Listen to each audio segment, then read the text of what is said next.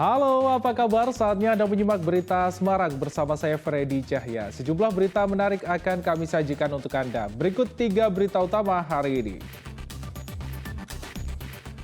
Seorang siswi SMP ditemukan tewas dibunuh di sebuah kebun kosong di Kabupaten Sukoharjo. Dugaan kuat pelaku mengarah kepada teman pria korban.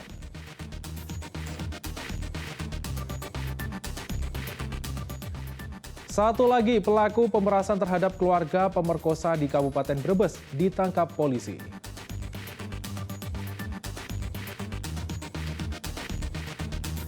Antusiasme warga untuk mendapatkan vaksinasi COVID-19 booster kedua di Kota Semarang mulai meningkat.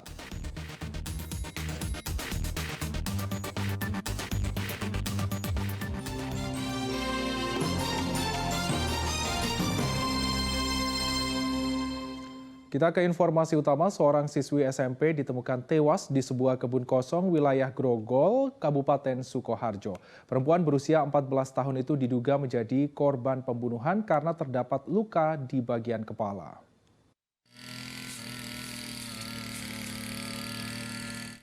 Sungguh malang nasib Elvira.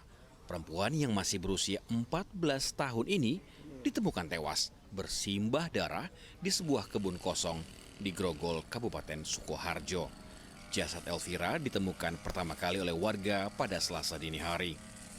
Dari hasil rekaman kamera pengawas, korban terlihat dibonceng oleh rekan prianya yang belum diketahui identitasnya, melewati jalan yang tidak jauh dari lokasi kejadian. Tak lama berselang, motor yang digunakan untuk membonceng korban terlihat meninggalkan lokasi kejadian, namun hanya dikendarai oleh rekan korban. Mengetahui kejadian ini, polisi mendatangi lokasi, mengumpulkan informasi maupun barang bukti untuk mengungkap penyebab kematian korban. Dugaan sementara, Elvira yang masih duduk di bangku SMP menjadi korban pembunuhan karena terdapat luka bekas hantaman benda tumpul di bagian kepalanya. Luka benda tumpul di area kepala. Ya. Ada luka tusukan ada? Sementara tidak ada, hanya luka di area kepala yang menyebabkan pendarahan. Usai olah TKP, jasad korban dibawa ke Rumah Sakit Dr. Muar di Solo untuk divisum. Jasad korban dibawa ke rumah duka untuk selanjutnya dimakamkan pada Selasa siang oleh pihak keluarga. Heri Prasetyo melaporkan dari Kabupaten Sukoharjo. Sementara itu, polisi terus menyelidiki pelaku dan motif pembunuhan siswi SMP di wilayah Grogol, Kabupaten Sukoharjo. Sejumlah saksi telah diperiksa, termasuk 2 rekan korban. Dugaan sementara pelaku adalah rekan pria korban.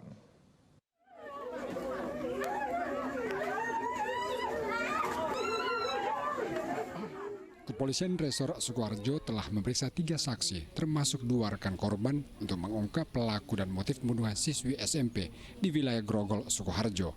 Dari keterangan saksi, salah satu rekan korban mengaku sempat mengantar korban bertemu dengan rekan prianya di sebuah hotel di kawasan Kartasuro. Korban juga membagikan lokasi melalui ponsel kepada rekan korban lainnya. Selain memeriksa saksi, polisi masih menyisir rekaman kamera pengawas di sepanjang jalan dari Hotel Kartasura hingga lokasi korban ditemukan terbunuh. Sejauh ini dugaan pelaku mengarah kuat ke rekan pria korban, orang terakhir yang bertemu korban. Tiga orang temannya, kemudian yang mengantarkan tadi ke hotel, kemudian juga ada temannya lagi yang mengetahui posisinya, yang berkomunikasi dengan yang bersangkutan, kemudian juga saksi yang ada dari warga sekitar TKP ditemukannya korban. Di TKP ditemukan apa aja, Dan?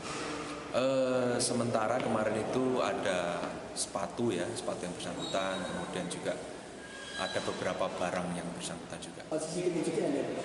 Kita sedang sisir sepanjang perjalanan kemungkinan dari arah awal diantarkan temannya tadi di Kartasura sampai di lokasi yang bersangkutan korban ini ditemukan di wilayah Pandean, Grogol. Ini kita sisir kira-kira CCTV mana yang bisa merekam itu.